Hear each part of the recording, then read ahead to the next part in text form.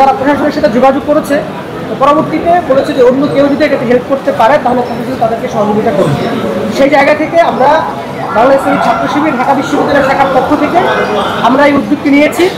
আমাদের এই উদ্যোগ হলো আমাদের একাডেমিক এরিয়াতে যে সকল নারী শিক্ষার্থীরা ক্লাস করতে আসেন কিংবা লাইব্রেরিতে পড়তে আসেন, ওনাদের অনেক সময় প্রয়োজন হয় এবং এবং সেই প্রয়োজনের ভিত্তিতে অনেক সময় ইমার্জেন্সি প্রয়োজনে তারা সেটি পান না।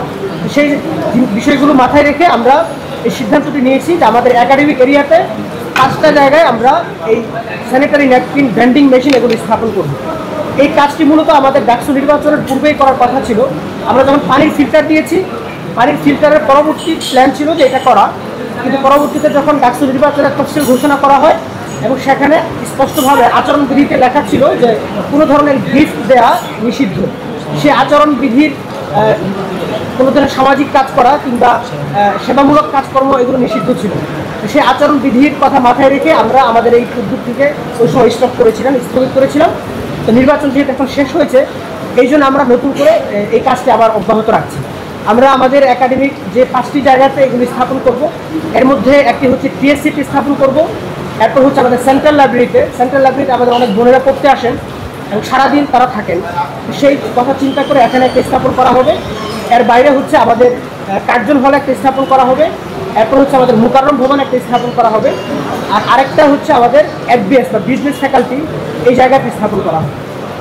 এই টোটাল উদ্যোগের আমাদের একটা প্রধান জায়গা হচ্ছে যে আমরা ছাত্র শিবির সবসময় শিক্ষার্থীদের কল্যাণে কাজ করে যাচ্ছে। শিক্ষার্থীরা যে প্রবলেমগুলো ফেস করছে সেই প্রবলেমগুলো আইডেন্টিফাই করে সেই জায়গাগুলো নিয়ে কাজ করার চেষ্টা করেছি, এটা আগেও ছিল এবং আমাদের এই কাজটা ধারাবাহিকভাবে অব্যাহত থাকবে। আর সবশেষে গুরুত্বপূর্ণ সেটি হচ্ছে আমাদের নারী শিক্ষার্থীদের নানান ধরনের প্রতিবন্ধকতার শিকার হতে হয়।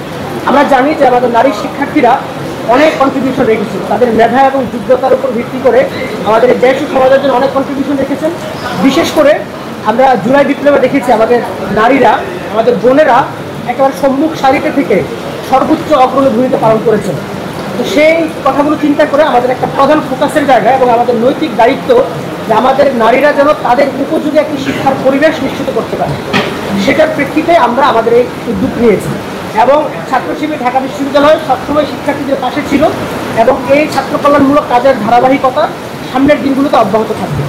এ পর্যায়ে আমি কথা নিয়ে আসার জন্য অনুরোধ করছি বাংলাদেশ ইসলামিক ছাত্র শিবির ঢাকা বিশ্ববিদ্যালয়ের সম্মানিত সেক্রেটারি মহিউদ্দিন খান।